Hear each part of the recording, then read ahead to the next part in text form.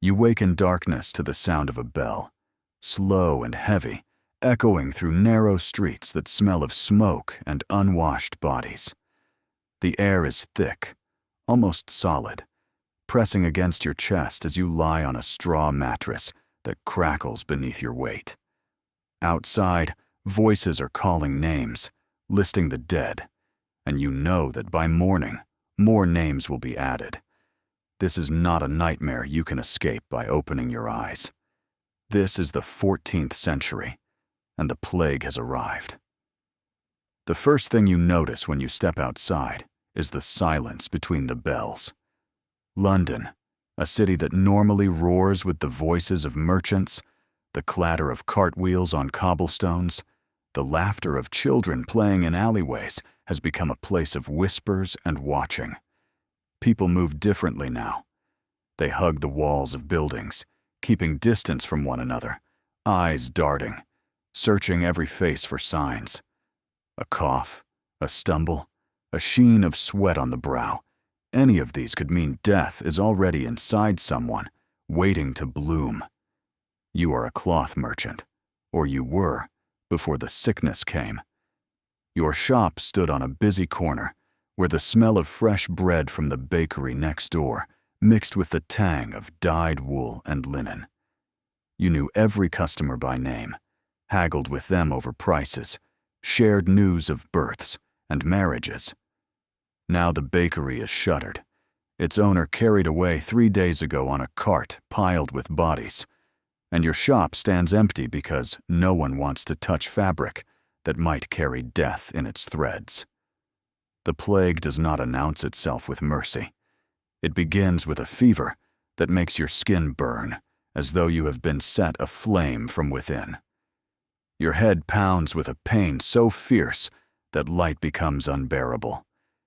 Then come the buboes, swellings in the neck, under the arms, in the groin, growing as large as apples, turning the skin black and purple. The stench of them fills whatever room the afflicted person lies in, a smell of rot and something else, something sweet and terrible that clings to the back of your throat. Some people die within hours. Others linger for days, crying out for water, for God, for their mothers, their voices growing weaker until they are only whispers, and then nothing at all. You have learned the new rules of survival, rules that would have seemed mad only months ago. Do not touch anyone, not even to comfort a weeping child. Do not enter a house where sickness has been unless you have no other choice, and even then, hold a cloth soaked in vinegar over your nose and mouth. Do not look too long at the carts that rumble through the streets at dawn and dusk, their wooden wheels creaking under the weight of the dead, because if you look, you might see someone you know, and that knowledge will break something inside you that you need to keep whole. The physicians, those who have not fled the city, walk the streets in strange costumes that make them look like enormous birds. They wear long robes of waxed leather, gloves that reach past their elbows, and masks with curved beaks filled with herbs and flowers, lavender, rose petals, camphor, anything to keep the poisoned air away from their lungs. They believe the plague travels on bad smells, on the miasma that rises from garbage heaps and open sewers, from the bodies of the sick and dying. They are wrong, but they don't know this yet. No one knows how the sickness truly spreads, invisible, patient, moving from person to person like a whispered secret. In the markets, what few remain open, prices have become wild and desperate. A loaf of bread that once cost a penny now costs 5, and even then, the baker might refuse to sell to you if he thinks you look ill.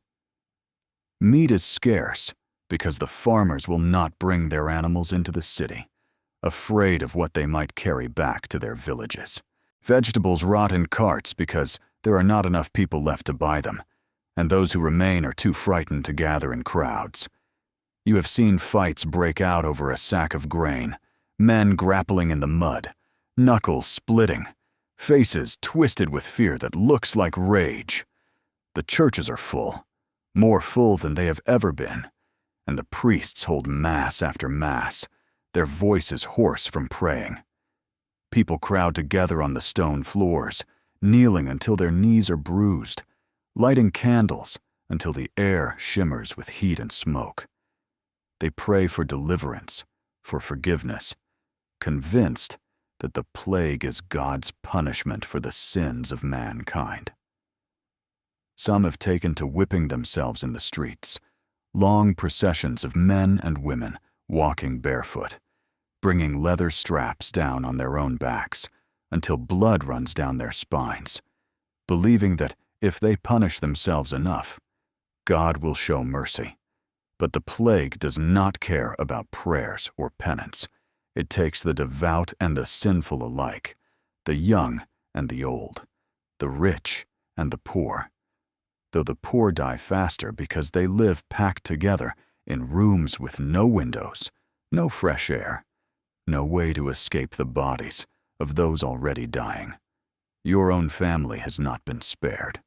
Your wife fell ill 2 weeks ago, and you watched as the fever took her, watched the buboes swell beneath her jaw, watched her eyes go distant and glassy. She called for you in her delirium, but you could not hold her hand because you were afraid that if you touched her, you would be next. She died alone in the small hours of the morning, and you wrapped her body in a sheet and carried her to the street where the cart collectors would find her.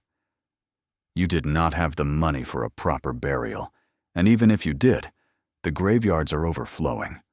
Bodies stacked in pits so deep you cannot see the bottom, covered with lime and dirt that does not hide the smell. The social order you once knew, the careful hierarchy of lords and servants, masters and apprentices, has begun to crack and crumble. With so many dead, there are not enough workers to tend the fields, to bake the bread, to haul the water, to bury the bodies. Servants who once bowed and scraped now demand wages triple what they earned before, knowing their labor is precious. Some lords try to enforce the old laws to keep people in their place, but there are too few soldiers left to make anyone obey. You have heard stories of villages where the peasants simply walked away, abandoning the land they had worked for generations, seeking new lives in places where no one knows their names or their station. At night, you lie awake listening to the sounds of the city dying. Somewhere close, a woman is sobbing, the sound raw and endless. Somewhere farther away, a dog howls, hungry and alone, its master likely dead. The watch calls out the hours, their voices thin and tired, and you wonder how many of them will still be alive by dawn. You think about leaving, about joining the tide of people fleeing into the countryside. But you have heard the stories from there too. Villages barricaded against strangers, travelers beaten or killed if they approach too closely, whole towns abandoned, doors left swinging open, meals still on tables, as if everyone simply vanished in the middle of eating. The plague is changing more than bodies. It is changing the way people see each other, the way they see the world. Trust has become a luxury no one can afford. Neighbors who once borrowed cups of flour from one another now eye each other with suspicion. Parents abandon children who show signs of sickness, and children flee from parents. The bonds that held society together, duty, honor, love, are fraying, thread by thread. And what will be left when the plague finally passes, if it ever passes, is something no one can predict.